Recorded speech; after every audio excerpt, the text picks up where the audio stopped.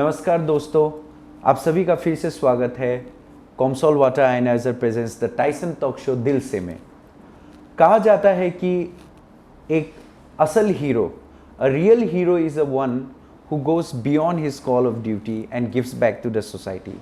दोस्तों, आज हम कुछ एक ऐसे ही टाइप के शख्स के साथ बैठे हुए हैं। I am talking about a doctor, I'm talking about a social activist, I'm talking about a preserver of culture, and I'm also talking about a person who likes music. Ladies and gentlemen, I'm talking about Dr. Jago Ori. At present, he's working as an assistant professor in the TRIMS. TRIMS medical में ये एक assistant professor है और एक ENT surgeon भी है, और भी बहुत है इनकी खासियत। जैसे जैसे हम बात करेंगे वैसे वैसे आपको बताते रहेंगे। तो चलिए वेलकम करते हैं डॉक्टर जेगो ओरी सर को। Sir, thank you so much for being a part of the Tyson talk show sir. Thank you so much for having me today. Thank you sir, पहले तो हम शुरुआत करना चाहेंगे, आपकी एक इंट्रोडक्शन थे। आप काइंडली हमारे दर्शकों को बताइए कि आप कौन हैं, कैसे हैं, कहाँ से हैं, बताइए दर्शकों को सर। हाँ, मैं एक्चुअली डॉक्टर जेगो ओरी है, जिस मेरा नाम है। मेरा पिताजी का नाम पेजे ओरी। बेसिकली मैं युगकाम बस्ती वेस्ट सियांग डिस्ट्रिक्ट आलो से है, और अभी हम लोग माइग्रेट करके निकते में सेटल्ड है। और मैं ENT सर्जन हूँ बेसिकली, ENT सर्जन ट्रिम्स में असिस्टेंट प्रोफेसर। और मेरा स्कूलिंग वगैरह ये ऐसे, मैं एक्चुअली ऑर्डिनरी फैमिली से हूँ, मतलब जो बस्ती का जो नॉर्मल फैमिली से है। जो मेरा माँ पिताजी भी फार्मर हैं, तो मैंने मेरा पढ़ाई जो है युगकाम से ही शुरू किया था। युगकाम से फिर निकते में फिर मिडिल स्कूल, उसके बाद आलो हायर सेकेंडरी स्कूल, उसके बाद मेरा आलो से फिर MBBS के लिए मैंने इम्फाल रिम्स में गया। फिर मेरा पोस्ट ग्रेजुएशन भी रिम्स से ही हुआ। उसके बाद मैं गवर्नमेंट तिराप डिस्ट्रिक्ट में थोड़ा सर्व किया 5 इयर्स जैसे। उसके बाद आलो में 4 इयर्स जैसा सर्व किया। उसके बाद मैं यहाँ पे ट्रिम्स में हूँ।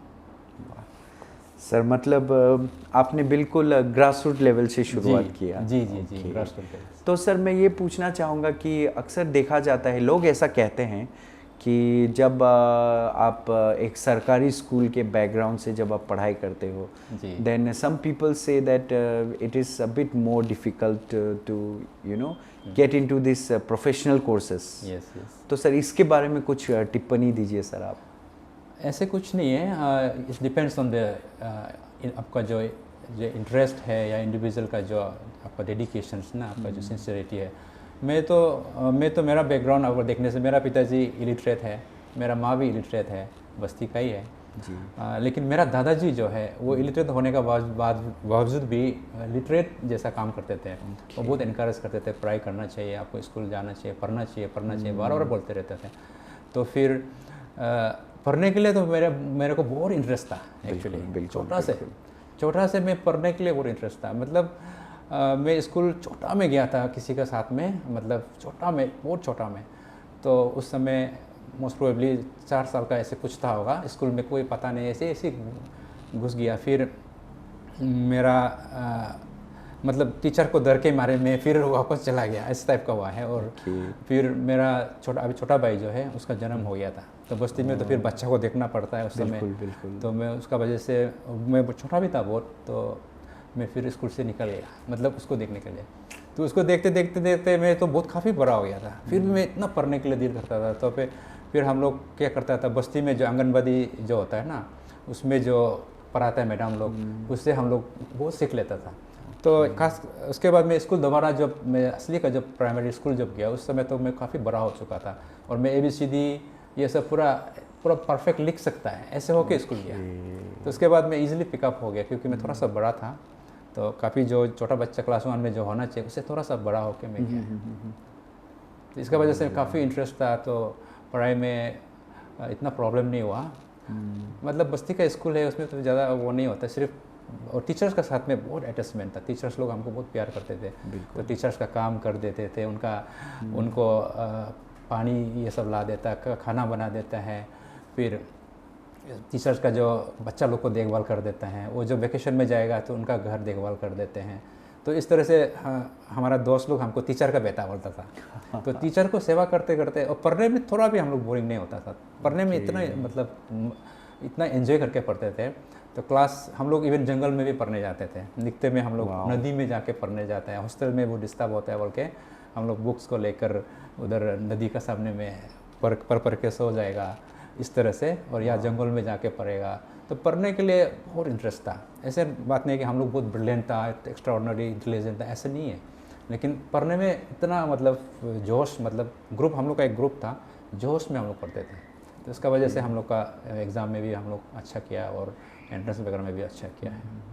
तो दर्शकों, जैसे कि आपने देखा, आपने एक चीज़ नोटिस किया होगा, हमारे ओरी सर जो है अपने बचपन के बारे में जब ये बातें बोल रहे हैं, he is talking with a smile, और ये इस तरह से बता रहे हैं जैसे कि कुछ किया ही नहीं है, तो बड़ा नॉर्मल सा ज़िंदगी था। बट मेरे ख्याल से आपको भी पता है कि इन्होंने कितना स्ट्रगल किया। देखिए, भाई पैदा हो गया, फिर ये वापस चले गए, टीचर्स के इन्होंने पर्सनल काम कर दिए। तो सर मेरे ख्याल से आपने जिस तरीके से बताया, हाँ। बहुत ही आराम से बताया, बट मेरे ख्याल से आज के जनरेशन में इस तरह का मेहनत कर पाना मेरे ख्याल से बहुत ही मुश्किल होगा किसी और के लिए। इसमें मैं ऐड करना चाहता हूँ, मैं जैसे क्लास 5 में तो हम लोग का फाइनल होता था उस समय। जी, 5 प्राइमरी का फाइनल होता है, उसमें हमको एक क्लास मिस करना पड़ता था टीचर्स का खाना बनाने के लिए। हमारा टीचर्स लोग ग्रुप में बैठता था उस समय, ग्रुप में खाना। तो टीचर्स हम लोग को बोलता, बेटा अभी आपका टर्न है, क्लास मिस करके मैं उनका खाना बना देते हैं। लेकिन वो हमेशा फिर इवनिंग को हमको पढ़ा देता है, एक्स्ट्रा हमेशा पढ़ाता है, फ्री ऑफ कॉस्ट। कोई ट्यूशन वगैरह मतलब फ़ी नहीं है, ऐसे कुछ नहीं है। पर्सनली घर में पढ़ाते थे उनको अपना क्वार्टर में, तो ऐसे करते थे। तो आप उनका खाना बनाते थे? हाँ। फिर आप उनके बर्तन वगैरह, हाँ, बहुत कुछ सर।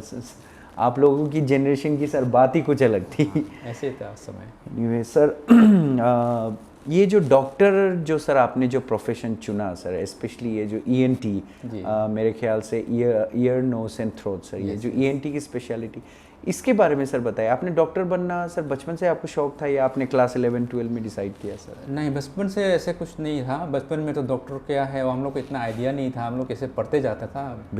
तो फिर क्लास 10 में मैंने इंटरव्यू मतलब एंट्रेंस दिया क्लास इंजीनियर का, हमको मिला था। तो फिर मैं इंजीनियर नहीं गया। क्लास 10 में मैं डिसाइड किया कि मेरे को मतलब डॉक्टर में ही जाना है। तो इसलिए मेरा जो कोटा है, अभी मेरा दोस्त लोग जो मेरा, हमने एनओसी दे दिया था, हम नहीं जाएगा। तो मेरा कोटा में जो जाने वाला अभी इंजीनियर बन के वो बड़ा साफ हो गया। तो मैं इंजीनियर मतलब मिला था उस समय, मतलब डिप्लोमा। तो 10 में मैं रिजेक्ट किया, मैं गया नहीं है। उसके बाद मैंने बायोलॉजी ऑप्ट करके मेरे को उस समय ही डिसाइड किया था डॉक्टर बनना है। मतलब क्लास 11 में? क्लास 11 में, हाँ क्लास 11। फिर आपने पीजी आपने ईएनटी में की? हाँ जी, ईएनटी में तो ऐसे मेरा कोई चॉइस नहीं था। तो हम लोग का एंट्रेंस होता है, तो एंट्रेंस का जो जितना मेरिट के हिसाब से जो काउंसलिंग सीट अवेलेबल होता है, तो ईएनटी अवेलेबल था, तो इसलिए मैंने ऑप्ट किया। ऐसे कोई खास नहीं था कि मैं ईएनटी ही बनना है, ऐसे कुछ नहीं था। वाह सर, बहुत ही अच्छा सर। एक चीज़ आपके बारे में मेरे ख्याल से, ऑफ कोर्स आप एक बहुत अच्छे डॉक्टर हो, आप एक सर्जन हो सर, इसमें कोई दो राय नहीं है। बट हमने नोटिस किया है सर कि आपका सोशल मीडिया प्रेजेंस बहुत है। आपका अपना यूट्यूब चैनल है, आप रेडियो शोज़ में जाते हो, आप टीवी पे आते हो, आप अवेयरनेस कैंप करते हो।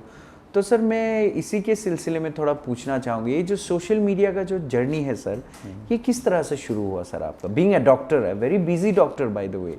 यस, सोशल मीडिया आजकल आप सब जानते हैं सोशल मीडिया का कितना इन्फ्लुएंस है हमारा लाइफ में।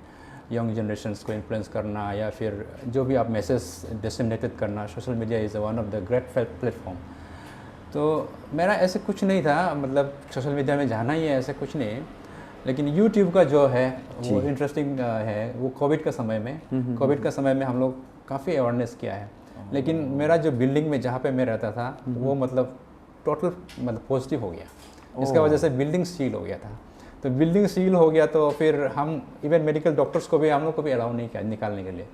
तो हम उधर से काम कर रहे थे, लेकिन उधर का काम करने से भी बहुत आराम से बैठना पड़ता है, बहुत अंदर में जी। तो मैं क्या करूँ, तो सोशल मीडिया फेसबुक वगैरह देखते हैं। तो ऐसे करके मैंने एक यूट्यूब का आइडिया आया, तो क्यों ना मैं एक यूट्यूब, अभी ऐसे बैठ रहा है तो मैं एक यूट्यूब स्टार्ट करूँ। तो मैंने, हमारा एक वीडियो ट्रेनर्स ग्रुप है जो फेसबुक में एडवर्टाइज वगैरह आते हैं ना कि तो ट्रेनिंग करो ये करो, तो ऑनलाइन ट्रेनिंग मैंने ज्वाइन किया। तो ऑनलाइन उसमें हिमेश मदान उसका जो ट्रेनिंग है उसको मैंने ये किया उधर कोविड का जो अंदर में बैठ के मतलब लॉकडाउन अंदर में बैठ के ही मैंने सीख लिया था। तो सीखने के बाद मैंने यूट्यूब चैनल स्टार्ट किया है। तो यूट्यूब चैनल स्टार्ट होने के बाद मेरा 13 वीडियो उसके बाद 11 मंथ में मेरा मोनेटाइज हो गया चैनल जो मतलब 1 साल के अंदर आपने मोनेटाइज कर यानी लिया। कि बिफोर 1 ईयर मोनेटाइज हो गया था। तो उसका मेन कारण ये है कि यूट्यूब के लिए बहुत सा हमारा यूट्यूबर्स है, हमारा अरुणाचल में भी काफ़ी है जो अच्छा से कर रहे हैं, लेकिन बहुत सा लोग पोटेंशियल है लेकिन नहीं कर पा रहे हैं उनको, क्योंकि इन्फॉर्म नहीं है। लेकिन हमने देखा है कि यूट्यूब में एक परसिस्टेंस चाहिए और वीडियो डालने का जो एक टाइमिंग वगैरह ये सब मैं तो ऐसे करता था, एक ही वीडियो डालता हूँ, मतलब उस समय एक ही वीडियो डालता हूँ और एवरी फ्राइडे डालता हूँ। तो एवरी फ्राइडे डालने का कारण ये था कि अगर मैं फ्राइडे को मैं डालता हूँ तो सैटरडे ऑफ होता है, बिल्कुल, मतलब ऑफिस बंद होता है ऑफिसर्स वगैरह लोग के लिए, ऑफिस गोअर्स लोग के लिए। तो मैं क्या करता था, फ्राइडे को डालता हूँ। तो फ्राइडे में मतलब सैटरडे को आपका ऑफिस नहीं जाता, संडे फ्री होता है। संडे फ्री होने से लोग क्या करते हैं, सोशल मीडिया में ही रहता है, तो उसमें क्लिक रेट जो है बढ़ता है, उसका व्यू। तो वो आइडिया से मैंने ऐसे फ्राइडे सेम टाइम में डालता था, 4 बजे मैं डाल देता हूँ, 1 वीडियो ओनली, हफ्ता में एक 1 वीडियो। तो उसमें मेडिकल वीडियोस था, अवेयरनेस वीडियो, कोविड का क्या क्या वीडियोस वगैरह था, और ज़्यादातर मेडिकल का वीडियो डालता था, ENT वगैरह का। तो ऐसे करके मेरा अच्छा व्यूअर्स आया। अभी मेरा 5000 मतलब 5K व्यूअर्स सब्सक्राइबर हो गया और मोनेटाइज भी है। लेकिन अभी फ़िलहाल मैं नहीं डाल पा रहा हूँ कारण बिजी है, इसलिए फिर शुरू करूँगा। तो इसलिए मैं रिक्वेस्ट कर रहा हूँ कि मतलब यूथ्स लोग को सोशल मीडिया प्लेटफॉर्म, ये एक यूट्यूब वगैरह ये अच्छा एक प्लेटफॉर्म है जिसमें आप सर्विस नहीं करके भी, मतलब आपको ज़रूरत नहीं है कि गवर्नमेंट जॉब ही करना है। तो ऐसे करके बहुत सारा हमारा जो यूट्यूबर्स लोग कर रहे हैं, आप कर सकते हैं। हम लोग जैसा बिजी आदमी कर सकता है, तो आप अनएम्प्लॉयड थे तो आराम से कर सकता है। बिल्कुल सर, बहुत ही अच्छी बात। आपने एक स्ट्रैटेजी बनाया, फ्राइडे को वीडियो डालेंगे, और आप जैसे कि आपने कहा एक बहुत busy, you are a surgeon, I mean, plus आप पढ़ाते भी हो, you are a professor also. In spite of that sir, आप 5K आपका सब्सक्राइबर्स है, आप वीकली वीडियोस डाल रहे हो, means our youth can do so many things. Youth हमारा बहुत कुछ कर सकता है। तो ये बहुत ही अच्छी बात कहा सर आपने। और मैं ये भी पूछना चाहूँगा sir, we don't see too many Arunachali doctors putting up videos in YouTube. Arunachali YouTube scene में डॉक्टर्स का थोड़ा सा कम वीडियोस देखने को मिलता है। तो सर, क्या आपको ऐसा नहीं लगता कि डॉक्टर्स जो है अगर अपनी कॉल ऑफ ड्यूटी से आगे जाके अवेयरनेस वीडियोस डाले, तो वो गांव-गांव तक अगर फिजिकली नहीं भी जा सके तो अवेयरनेस, इसमें सर कुछ टिप्पणी देना चाहेंगे सर आप? हाँ, मैं ये प्लेटफॉर्म का माध्यम से आप मेरा डॉक्टर्स कॉलीग लोग को भी मैं बोलना चाहता हूँ, क्योंकि यूट्यूब जो है, एक डॉक्टर्स में एक्चुअली टैलेंट का कम नहीं है। बिल्कुल टैलेंट है, लेकिन उनका यूटिलाइजेशन और बिजी होने की वजह से शायद वो लोग नहीं कर पाते हैं। लेकिन मेरा ख्याल से बाकी स्टेट का बहुत सा यूट्यूबर्स है डॉक्टर्स में, और उनका काफ़ी वो है, सब्सक्राइबर है, या फिर वो आगे अच्छे से कर रहे हैं। जी। तो हमारा अरुणाचल में थोड़ा सा कम है। तो अभी धीरे धीरे अभी जो यंग डॉक्टर्स हैं उन लोग भी कर रहे हैं। तो मैं डॉक्टर्स लोग को वही बोलना चाहता है कि आप यूट्यूब से आप कुछ कमाने के लिए नहीं है, but then it is one of the good platform to disseminate the awareness. Ultimately जैसे आप पेशेंट्स जो है, आपका जो पेशेंट अवेयर होगा, तभी उसका जो जब तक प्रिवेंशन जो है, प्रिवेंशन जब जैसे एग्जांपल कैंसर, प्रिवेंशन में आप लाइफ स्टाइल चेंज कैसा करना है, वो तो पेशेंट को पता नहीं होता है। लेकिन आप अगर यूट्यूब से आपका इन्फॉर्मेशन डिसेमिनेट करेंगे तो आपका डिजीज़ जो है वो मतलब आने का चांसेस कम हो जाता है। तो ये एक बहुत एडवांटेज है डॉक्टर्स लोग के लिए कि आप लोगों से कनेक्ट रह सके, सोसाइटी से कनेक्ट रह सके, आपका पेशेंट से भी। मेरा पेशेंट का व्हाट्सएप ग्रुप भी है। वाओ, पेशेंट्स का मेरा जितना भी मैं ऑपरेट करता हूँ, मेरा अपना एक ग्रुप है। इवन मेरा फेसबुक चैनल है, ENT समाधान फेसबुक चैनल है। और प्लस मेरा व्हाट्सएप ग्रुप भी है। उसमें मेरा जितना पेशेंट मैं ऑपरेट करता हूँ उसको मैं व्हाट्सएप में डाल देता हूँ, ताकि वो कुछ इशू होने से उधर लिख लेते हैं। मेरे को फ़ोन करने का ज़रूरत नहीं है, उनको उधर जस्ट लिख देते हैं, सर ऐसे हो गया, मैं क्या करूँ। फिर मैं कहीं बाहर जाता हूँ तो मैं व्हाट्सएप में लिख देता हूँ, I am out for this days. तो फिर वो मेरा कंसल्टेशन या कुछ कंसल्ट करना है तो उधर ही लिख देते हैं। So that's the advantage actually. Social media को सर आपने बहुत ही अच्छी तरीके से जी आपने जी जी हाँ, मेरा अपील यही है, मतलब लोगों को, डॉक्टर्स लोगों को, कि we can use the platform effectively. Sir बहुत ही बढ़िया, बहुत ही बढ़िया। और सर मेरे ख्याल से सिंस आप ENT से बिलोंग करते हैं तो मेरे ख्याल से ये जो टोबैको का जो चीज़ है इस पे सर आपका थोड़ा सा ज़्यादा आपका पकड़ है सर। तो वैसे दर्शकों को भी पता है कि टोबैको का क्या क्या प्रॉब्लम, टोबैको खाने से क्या क्या हानि होता है, तो मेरे ख्याल से दर्शकों को भी पता है। सर मैं आपसे इससे एक ऊपर बात करना चाहूँगा कि टोबैको से जो टोबैको का जो सर एडिक्शन होता है सर, जी उससे डी एडिक्शन करने में सर हम किस किस तरह से हम उपाय कर सकते हैं सर? हाँ, ये टोबैको एक मैनेक बन चुका है अभी, मतलब टोबैको की वजह से बहुत सारा पेशेंट हम लोग खो चुका है, स्पेशली यूथ्स ना। जी ये जो मैं जब टाटा में था, टाटा में मैं कुछ समय तक था, ऐसे ऑब्जर्वरशिप के लिए गया था मुंबई में। उस समय उधर असम है, मतलब अरुणाचल स्टूडेंट यूनियन मुंबई, उनका एक कॉन्फ्रेंस में मैं गया था, मतलब उधर में मैंने टोबैको अवेयरनेस स्टार्ट किया था। जी टाटा में मैंने देखा है कि इतना पेशेंट ज़्यादा है, स्पेशली असम का। असम में तो टोबैको बहुत सोशली उनको ये होता है, या इट्स तमुल कल्चर। पान ये सब खाता है ना, अपना घर में खाते हैं, तो गेस्ट को भी वो देते हैं, कल्चर है उनका। इसका वजह से असम में बहुत बर्डन ज़्यादा है, फिर हमारा अरुणाचल में भी है बहुत ज़्यादा। तो मैंने सोचा कि हमको कुछ करना चाहिए, तो उधर से मैंने स्टार्ट किया था। फर्स्ट मेरा प्रेजेंटेशन उधर से, उसके बाद फिर यहाँ आके यूथ्स का जो कॉन्फ्रेंस वगैरह में जाते हैं, फिर ये में जैसे हमारा जो बस्ती में स्कूल में जाके मैंने अवेयरनेस वगैरह किया है। सो अभी जैसे आपका क्वेश्चंस जैसे डी एडिक्शन कैसा करेगा, इसमें हमारा जो स्टेट गवर्नमेंट का भी एक एंटी टोबैको प्रोग्राम है, नेशनल टोबैको प्रोग्राम। तो इसमें टोबैको अवेयरनेस का जो अभी ब्रांड एम्बेसडर स्टेट का मैं हूँ, तो मेरा मतलब थ्रू से मैं अवेयरनेस करता हूँ। तो इसमें ऐसे है, हर डिस्ट्रिक्ट में, डिस्ट्रिक्ट हॉस्पिटल में एक कंसल्टेंट है। तो वो कंसल्टेंट जो अगर टोबैको छोड़ना चाहता है, अगर नहीं छोड़ पाता है, तो वो है डिस्ट्रिक्ट हॉस्पिटल में कंसल्टेंट को मिलना है। तो उसमें ऐसा है कि इसको धीरे धीरे छोड़ना होता है। सडनली अगर आप छोड़ने की कोशिश करेंगे तो उसमें विड्रॉल सिम्टम्स होते हैं। विड्रॉल सिम्टम्स होगा, आपको अच्छा नहीं लगेगा, एपेटाइट लॉस होगा, लॉस ऑफ स्लीप वगैरह होगा, एग्रेसिवनेस होगा, मतलब इरिटेबिलिटीज होगा। तो इस तरह से होता है, तो फिर आप खा देता है। तो इसलिए उसको धीरे धीरे छोड़ना होता है। उसके बाद जो छोड़ने के लिए हम लोग का कुछ चिपकाने के लिए कुछ मिलता है, पेस्ट। तो आप कंसल्टेंट के पास जाएंगे तो उसमें काउंसलर होता है, तो काउंसलर उसको आपको काउंसलिंग करेंगे, आप किस तरह से छोड़ना है, सडनली नहीं छोड़ना है, धीरे धीरे छोड़ना है। उसके बाद फिर एंटी आर्च, जो एंटी आर्च होता है, उसमें खाने का जो आर्च को रुकाने के लिए हमारे पास ये होता है, कुछ ये सब्स्टिट्यूट होता है। तो वो सब्स्टिट्यूट भी आप ले सकते हैं, या तो फिर कुछ पेस्ट होता है, वो पेस्ट आपको सुबह उठ के नहा के चेस्ट में पेस्ट करना होता है। तो वो पहनने से आपका आर्च नहीं होगा, आपको खाने का मन नहीं होगा। और फिर या तो फिर आपको एक टेबलेट दिया जाएगा जिसमें आप जब भी आप टोबैको खाने दिलाने से उसको डाल देगा, वो मतलब वो नकली टोबैको है, टोबैको का गुण मिलेगा, आप टोबैको खा रहे जैसे लगेगा, लेकिन they are not harmful tobacco.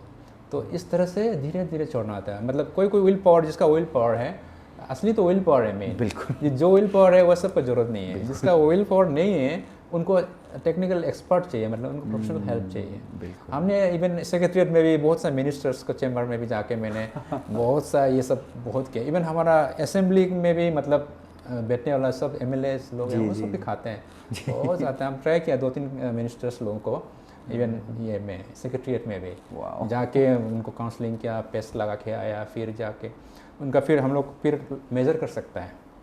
बीच में हम लोग मेजर करते हैं आपका जो टॉक्सिन्स लेवल्स, टोबैको का टॉक्सिन्स लेवल्स कितना तक पहुंचा है, उसका मेजरिंग मशीन होता है। तो हम लोग जाके मेजर करते हैं, मेजर करके उसका लेवल का हिसाब से आप जब छोड़ेंगे तो उसका लेवल कम होते जाता है। तो ऐसा है। तो इसलिए मैं पब्लिक को ये, स्पेशली यूथ को मैं ये बोलना चाहता है कि आप ये जो एज ऑफ इनिशिएशन, ये बहुत important. Exactly, age of initiation, अब अर्ली इनिशिएशन होगा, अर्ली कैंसर में डेवलप होना बहुत जरूरी, मतलब जल्दी होगा। तो इसलिए अब एज ज़्यादा हो के, जैसे एग्जांपल अभी मेरा एज में अगर हम इनिशिएट करने से भी कैंसर डेवलप होने के लिए हमको बहुत टाइम से, तब तक मेरा एज पार हो चुका होता है। लेकिन यंग एज में अगर एज 15 में या फिर टीन एज में स्टार्ट करेंगे तो विदिन 40-50 में आपका जो यूथफुल, जो आपका जो प्रोडक्टिव एज में, उसमें आपका कैंसर पकड़ने का बहुत चांस है। बहुत सारा पेशेंट है मेरा यंग एज। इवन हमारा आलो का भी बहुत है जो तो ओरल कैंसर ना, ओरल टोबैको ओरल कैंसर का ऐसा है। तो इसलिए हम ये चीज़ को एम्फेसाइज देना चाहता है कि मतलब हम लोग अवेयर होना चाहिए। मतलब हम चाहे तो सरकार की तरफ से बहुत सारा स्कीम्स है, बहुत सारा प्रोग्राम्स है, और जैसे कि सर ने बताया they are clinical ways by which we can deal with this problem also. एक क्लिनिकल तरीका है, आपको एंटी अर्ज का आपको मिलता है, आपको बहुत सारी चीज़ें मिलती हैं। तो सर ये मेरे ख्याल से हमारे दर्शकों के लिए भी एक बहुत ही अच्छा एक इन्फॉर्मेशन है कि किस तरह से आप टोबैको से छुटकारा पा सकते हैं। सिर्फ जैसे कि सर ने बताया आपका विल पावर है तो आप विल पावर, लेकिन अगर आपके पास विल पावर नहीं तो आपके लिए टैबलेट्स है, पेस्ट है, डिस्ट्रिक्ट हॉस्पिटल्स में बाकायदा काउंसलर्स रखे गए हैं आपके लिए। तो दर्शकों से निवेदन है कि प्लीज़ आप इनका फ़ायदा उठाएं। तो सर जैसे कि आपने बताया कि आप सोशल मीडिया को आप बहुत अच्छी तरीके से यूज़ करते हो, तो सर हमने ये भी देखा है कि सर आपने बहुत सारे जो है रेडियो शोज़ में आप गए हैं, दूरदर्शन में भी आप आते हो सर। तो मैं ये कहना चाहूँगा कि सर मैं ये प्रोफेशनल क्वेश्चन नहीं करूँगा आपसे, मैं कहना चाहूँगा कि जब आप छोटे थे, जब आप बचपन, तभी से आपको कैमरा के आगे या कुछ पब्लिक स्पीकिंग का आपको शौक़ था, या ये आते आते आया है? छोटा से मैं स्पीकर तो मैं पहले से छोटा से है, मतलब छोटा मतलब अराउंड मिडिल स्कूल वगैरह से या फिर प्राइमरी स्कूल से हम लोग का टूर्नामेंट वगैरह होता था, विलेज लेवल टूर्नामेंट, उसमें एक्सटेम्पोररी स्पीच वगैरह होता है, तो उसमें मैं ही पार्टिसिपेट करता था। हमारे स्कूल को रिप्रेजेंट करना मेरा काम था। तो छोटा से मेरा टीचर जो है किचन में मतलब प्रैक्टिस करने देता था, मतलब कैसा बोलना है, कैसा रिसाइटेशंस वगैरह, पोएम रिसाइटेशंस, फिर स्कूल में एक्सटेम्पोररी स्पीच वगैरह होता है तो उसमें कॉम्पीट करना। स्कूल लेवल से मैं ऐसे तो ये में करते थे कॉम्पिटिशन्स वगैरह में। तो फिर ऐसे करते करते थोड़ा सा ऐसे डेवलप हुआ है। मतलब फॉर्मेटिव ईयर्स में सर आपने बहुत अच्छी गाइडेंस मिली आपको। जी। बहुत इम्पोर्टेंट बात है कि आप जब बड़े हो रहे होते हैं तब सही दिशा मिलना, और सही दिशा मिलने के बाद सही दिशा में जाना, जी। बहुत ही अच्छा चीज़। तो सर ये तो हुआ आपका प्रोफेशनल बातें। तो सर हमें ये भी पता चला है कि सर अब आप जो है अपने सोसाइटी में अपने गालो समाज, आप सर गालो समाज को बिलोंग करते हो, तो सर हमने सुना है कि गालो समाज में भी सर आपका योगदान काफ़ी है। जैसे गालो हेरिटेज सेंटर जो ताराजुली में बन रहा है, वहाँ पे भी कुछ योगदान है आपका। तो preservation of culture and tradition, ये मेरे ख्याल से बहुत ही एक पर्सनली आपके लिए बहुत सेंसिटिव इशू है ये। तो सर इसके बारे में बताइए। इंस्पाइट ऑफ यू नो आप यूट्यूब पे भी हो, आप अस्पताल पे भी हो, बट इसके लिए आप कैसे समय निकाल पाते हैं सर? समय निकालने के लिए बिजी आदमी के लिए समय एक्चुअली बहुत है, जो बिजी नहीं है उनके लिए समय नहीं है, वैसे है। बिल्कुल, आपको प्लान करना पड़ेगा उसके लिए। हाँ, गालो हेरिटेज सेंटर का ओपनिंग ग्राउंड, इसमें मेरा बहुत कंट्रीब्यूशन है। हमारा जो एग्जीक्यूटिव मेंबर्स जो हम लोग 4-5 आदमी हैं, जी 4-5 आदमी, और गालो समाज के जितना भी जो लोग हैं उनका सपोर्ट से हमने 12,000 स्क्वायर मीटर लैंड एक्वायर्ड किया है, वो भी कंट्रीब्यूशन से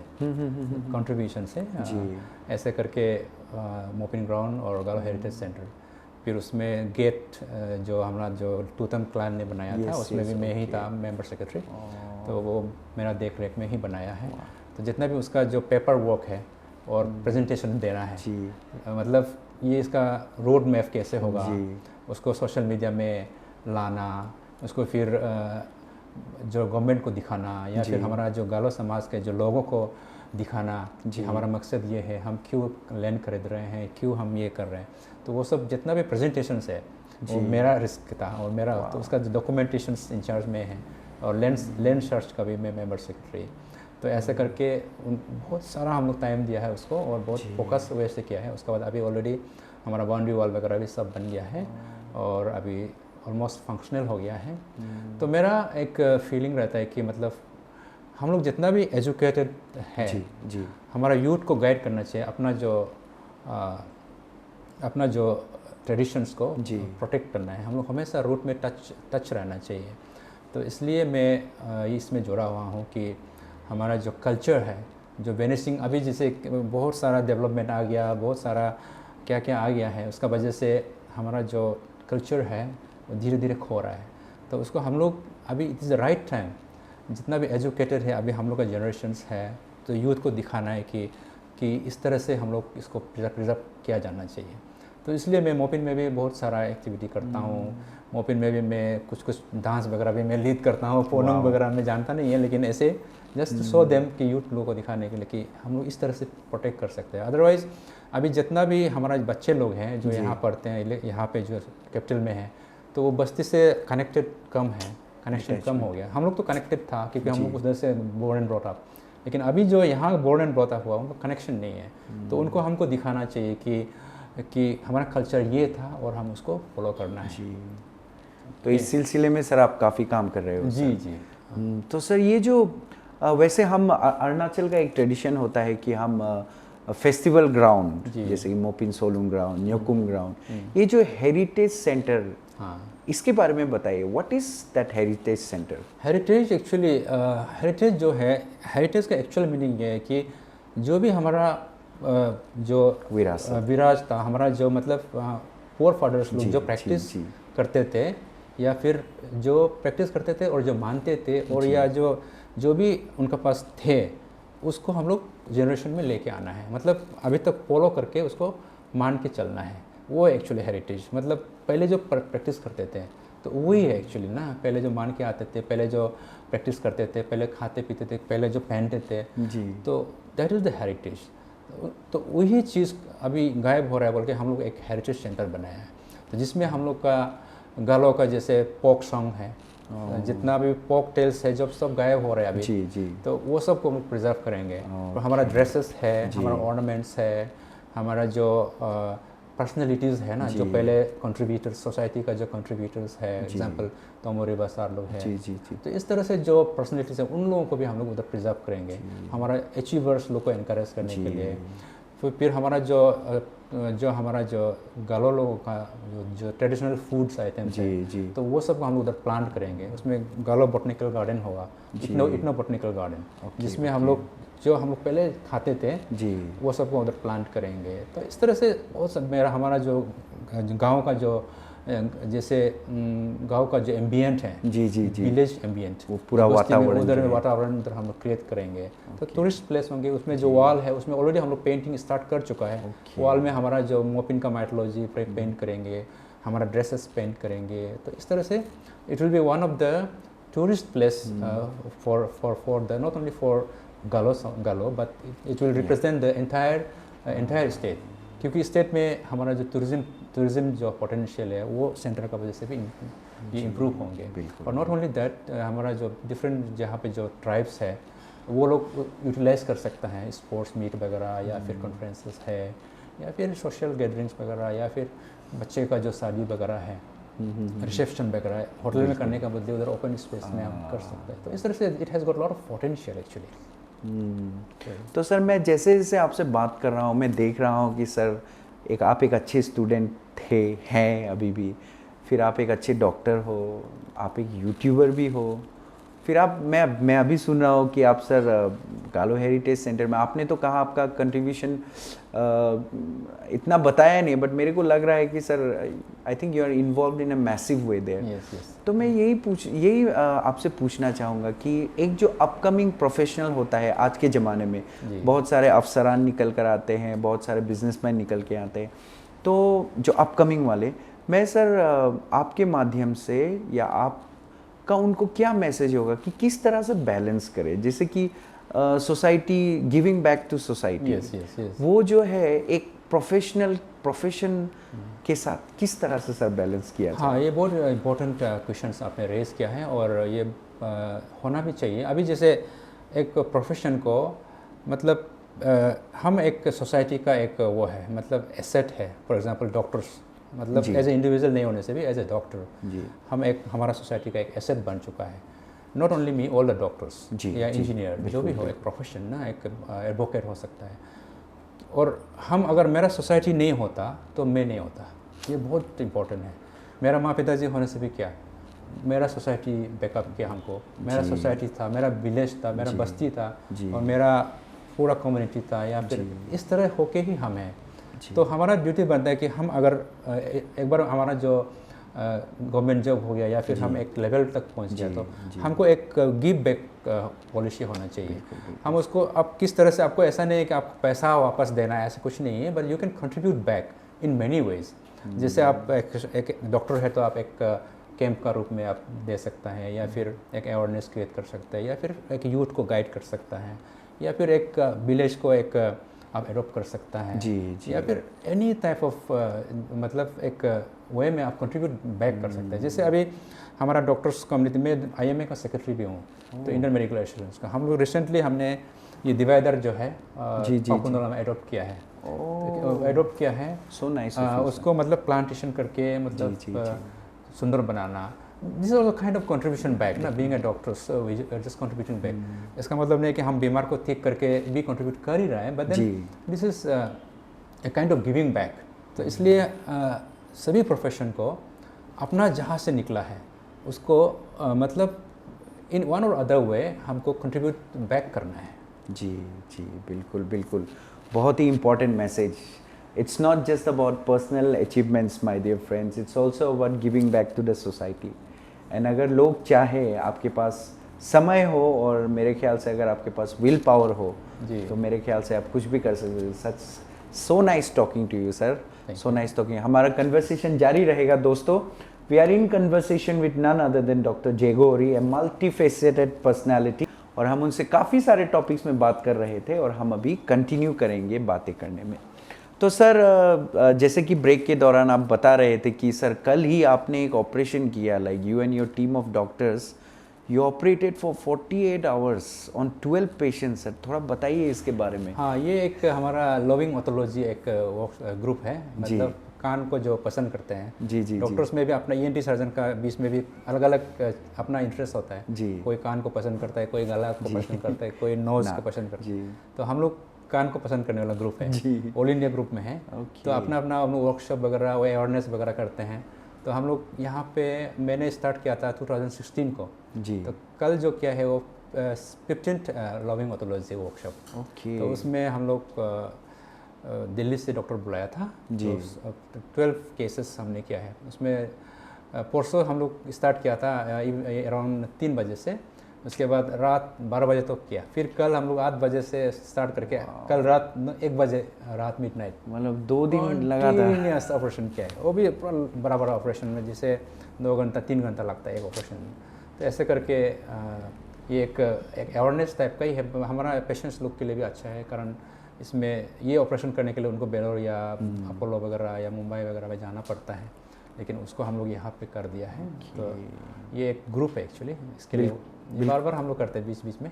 बिल्कुल सर, एकदम कंसोलिडेटेड रेट पे आपने किया है। तो ये बहुत ही अच्छा है। सुनिए दोस्तों ना, अगर आपको लगता है कि एक बार आप डॉक्टर इंजीनियर बन जाओगे उसके बाद बैठे रहना है, ऐसा बिल्कुल नहीं होता है। जिनको काम करना है वो काम करते रहते हैं, जिनको काम नहीं करना होता वो ऐसे भी नहीं करते हैं। So nice sir, so nice talking to you. तो सर हमने बहुत सारी बातें की आपसे, अब हम एक दूसरी तरह का क्वेश्चंस आपसे पूछेंगे हम। This is called the rapid fire section. Okay, basically rapid fire है, लेकिन सर आप you can take your time sir, I am not going to force it on you. तो सर कुछ क्वेश्चन है मैं आपसे पूछना चाहूँगा। सबसे पहले, सिंस सर आप इतना सोसाइटी में रहते हो, आपने बहुत कुछ किया है सोसाइटी के लिए, इतने लोगों के साथ आप मिलते रहते हो, तो इसी से रिलेटेड मेरा पहला क्वेश्चन है सर, अगर आपको प्यार और दोस्ती में से चुनना पड़े तो आप किसको चुनेंगे और क्यों सर? प्यार मतलब जिसको आप प्यार किया है? या बिल्कुल। वैसे तो प्यार तो ऐसे होते रहेगा, लेकिन मैं दोस्तों लोग का साथ में, मतलब दोस्त का साथ में ज़्यादा, मतलब आपको दोस्त है तो आपका मतलब लाइफ जो है मस्त होता है। हाँ, प्यार जो है वो आपका एक सोलमेट जो होता है ना, वो आपको अंदर से रूट से सपोर्ट देते रहेंगे, वो मॉरल सपोर्ट देते रहेंगे। लेकिन आपके साथ अच्छा दोस्त है, अच्छा दोस्त है तो आप और ज़्यादा एक्सेल कर सकता है। तो मेरा तो जैसे मेरा वाइफ है, मेरा वाइफ नहीं होने से तो मैं इतना ज़्यादा मतलब बिजी होके, मतलब इतना ज़्यादा सोशल में भी नहीं रह पाता है, क्योंकि मैं बाहर रहता हूँ तो मेरा वाइफ घर को संभालता है। तो ये बहुत इम्पोर्टेंट है। तो अगर वो फिर हमको बोलेगा इधर मत जाओ उधर मत जाओ, ऐसे मतलब बोलते रहेगा तो फिर मैं भी मोटिवेट नहीं होगा। लेकिन दोस्त जो है बहुत इम्पोर्टेंट है। दोस्त होने से क्या होता है कि आपका जो भी डे टू डे एक्टिविटी है, जैसे आप डॉक्टर्स का एक दोस्त हो गया, या फिर एक आपका एक आप जिसको शेयर कर सकते हैं अपना जो लाइफ में जो उतार मतलब 19-20 हो है, जी जी जी जी तो एक दोस्त आप मिल जाते हैं तो एक अपना एक यूफोरिक एक हो जाता है, एक अलग माहौल बन जाता है ना। आप जैसे आपके क्लासमेट वगैरह या जो भी एक आप पुराना दोस्त मिल जाते हैं तो फिर आपका एक एड्रेनलिन लेवल हमारा जो हम लोग जो डॉक्टर लोग बोलते हैं फील गुड, हाँ हाँ फील गुड जो केमिकल्स जो है वो रिलीज हो जाता है तो मस्त लग जाता है। तो I be going for friendship only. So देखिए, लाइफ में अगर सक्सेसफुल होना है तो दोस्त बनाइए, प्यार को रहने दीजिए, प्यार को बाद में बनाइए। एनीवे तो चलिए दूसरा हम आते हैं सर। मैं आपसे पूछना चाहूँगा, आपको सर बेसिकली क्या अच्छा लगता है? कुछ महंगा तोहफा दिया जाए किसी को इम्प्रेस करने के लिए, या आप खुद से कुछ बना के दिया जाए? कौन सा सर ज़्यादा सही है? Innovative is better. इनोवेटिव और आप दिल से देना है जी। दिल से आप, जैसे हमारा पेशेंट लोग जी, असम से मेरा पेशेंट आता है जी, अंडा ला देता है, मतलब अंडा मतलब अपना जो घर का देसी अंडा, लोकल देसी अंडा, और संतरा ला देता है। संतरा तो ऐसे मार्केट में बहुत मिलता है जी जी जी, ना हाई ब्रांड संतरा मिलता है, आलो से मेरा अपना संतरा आता है, लेकिन उनका जो एक वो नहीं है क्या, दिल से जो देता है ना। और कोई पेशेंट मेरा दाव ला देता है, मतलब अपना दाव उधर का, कोई गोल्ड स्मिथ मेरा पेशेंट होता है, फिर अपना सर मेरे पास ये है, ऐसे मतलब प्यार से ला देता है, बीमार जो अच्छा हो जाता है जी जी जी। तो दैट इज मोर इम्पोर्टेंट। आपका जो कॉस्ट जितना है वो नहीं है, वो इम्पोर्टेंट नहीं है, लेकिन आपको जो मन से जो दे रहा है जी जी, जैसे बोलता है ना, आप जो खाना जो बना के जो देता है वो बनाने वाला का इम्पोर्टेंट। आपको खाना टेस्ट से मतलब नहीं है, बनाने वाला हाँ ये हम आपके लिए बना रहा है, आपको खिलाएगा बोल के बना रहा है, वो एनर्जी जो है वो ट्रांसमिट होता है। तो that is more important. Intentions matter in life ना sir. Thank you so much. तो सर दूसरा मैं आपको पूछना चाहूँगा, ये भी काफ़ी इंटरेस्टिंग क्वेश्चन है सर। अगर आपके पास सपोज में आपके पास एक टाइम मशीन आ जाता है, तो अगर आपके पास टाइम मशीन आ गया तो सर आप पास में जाना पसंद करोगे या आप अपना फ्यूचर देखना चाहोगे? मैं फ्यूचर देखना चाहूँगा। फ्यूचर देखना, पास तो मैं देख चुका है और हो जाएगा पास के लिए, फ्यूचर देखना चाहूँगा। बिल्कुल, he is a man with no regrets my dear friends ना। लाइफ में आपको आगे बढ़ना है। जी जी जी, thank you so much, thank you. और दूसरा एक क्वेश्चन है कि अगर आपको जीवन ने मौका दिया जी कि आप दोबारा रीबर्थ जी अगर आपके साथ हुआ, तो आप क्या बन के पैदा होना चाहोगे और किस लिए सर? मैं ऐसे कुछ सोचा नहीं है, मतलब ऐसा पैदा होना है बोल के, लेकिन मैं अभी जैसे मैं हूँ वैसे ही चाहता हूँ, बस वो जैसे हो जाएगा। Means you would like to be born as doctor Jegori. Jegori is enough. Thank you so much, thank you so much. बहुत ही अच्छा लगा सर आपसे बात करके, बहुत सारी प्यारी बातें की हमने। एंड देन हम जो है अपने एपिसोड के अंत में आ चुके हैं। आई एम श्योर आपने बहुत लोगों को इंस्पायर किया सर अपने प्रोफेशनलिज्म से। और मैं रिक्वेस्ट करना चाहूँगा, आप प्लीज़ सर का यूट्यूब चैनल में जाइए, वहाँ पे आपको मेडिकल वीडियोस मिलेगा, वहाँ पे आपको डे टू डे लाइफ से वीडियोस मिलेगा, एंटी तंबाकू बहुत सारा वहाँ पे आपको मटेरियल मिलेगा। सर के पास 5000 सब्सक्राइबर ऑलरेडी है, and he is making videos without any entertainment वाला वीडियोस सर का इतना नहीं है, एजुकेशनल वीडियोस है। तो प्लीज़ सर का आप यूट्यूब चैनल में भी जाइए। So thank you so much sir for being part of our show. Then मैं दुआ करता हूँ कि सर आपका जो आगे का जीवन है वो भी इसी तरह सफलता से बीता रहे, और आप जो सोसाइटी में कंट्रीब्यूट कर रहे हो सर, ये भी ना कहीं आप में और आपके बच्चों में वापस आए sir. Thank you so much, thank you. तो सर को अगर दोबारा पैदा होने का मौका मिला तो सर डॉक्टर जेगोरी बन के ही पैदा होंगे ना। So that is a man who is living his life to the full ना। तो सर हमने सुना है कि आप लिरिक्स भी लिखते हो सर, आप मतलब आप बहुत सारी चीज़, हिंदी में एक टर्म है कॉल हरफन मौला, ऑल राउंडर। सर आप अभी सुनने में आया कि सर आप गाना भी लिखते हो, 15-15, 20-20 गाना लिखा है सर आपने। सो ये शौक़ सर कहाँ से, ये गाने का शौक़? ऐसे गाना तो मैं कॉलेज टाइम में मैं नहीं लिखता था, लेकिन ऐसे पोएम वगैरह लिखता था। पोएम मतलब जैसे कुछ मैगजीन वगैरह के लिए, पब्लिकेशंस के कॉलेज में जी। तो ऐसे करते करते मैं एक दिन ऐसे सोचा, मतलब गाना भी लिख के देखता हूँ बोल के, फिर मैंने ऐसे गाना लिखा। ऐसे मैं गाना बहुत पसंद करता हूँ, म्यूज़िक ना, तो इसलिए मैंने गाना लिखना शुरू किया। मेरा फर्स्ट गाना था जो रिकॉर्ड मैंने प्रोडक्शन भी मैंने किया और गाना खुद मैं लिखा भी है।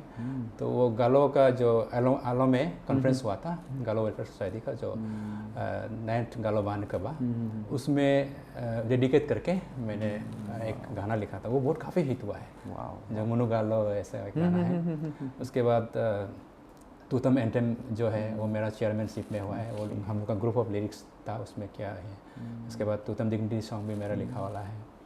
और ऐसे करके मेरा कुछ गाना हिट हुआ है, बाकी गाना हिट नहीं हुआ, लेकिन कुछ गाना हिट हुआ है। और सर रिसेंटली हमने सुना है कि आपने इंटर ट्राइब जो सियांग नदी के ऊपर जो रिसेंटली जो कुछ कीचड़ वगैरह आ गया था, उसके ऊपर भी सर आपने कुछ गाना वो एक गाना अभी मैंने लिखा था, सियांग नोयोब हीक दुखनाला। ओके। सियांग जो बीच में धरती हो गया था ना चाइना का कुछ कारण से, जी जी जी, तो उसका ऊपर में मैंने एक गाना लिखा है। उसमें मतलब फिलोसफी ये था कि सियांग मतलब स्पेशली जो हम लोग आदि ट्राइब और गालो ट्राइब, हम लोग पहले एक ही साथ में रहते थे जी। अभी गालो अपना एक हो गया, फिर अपना आइडेंटिटी इस्टेब्लिश किया, फिर भी हम लोग मतलब हम लोग का सोच एक ही है, हम लोग का जो, तो हमने उसको सियांग को रिफ्लेक्ट किया। मतलब सियांग अभी हम लोग सियांग जो है धरती हो गया, कारण हम लोग का जो इसमें चेंजेस लाना चाहिए, इस टाइप का एक गाना है। एक पैराग्राफ आदि में गाएगा, एक पैराग्राफ गालो में गाएगा। सर तो अभी रिकॉर्ड नहीं हुआ, अभी रिकॉर्ड होने वाला है इसका।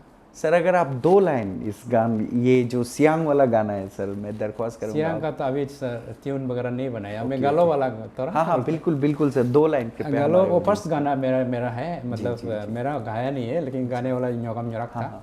ओके। लिरिक्स और ये कंपोजिशन उसका जो 2 लाइन सर प्रोडक्शन। जी जी। मुनु गालो गालो दी को हिम का केन बेगना,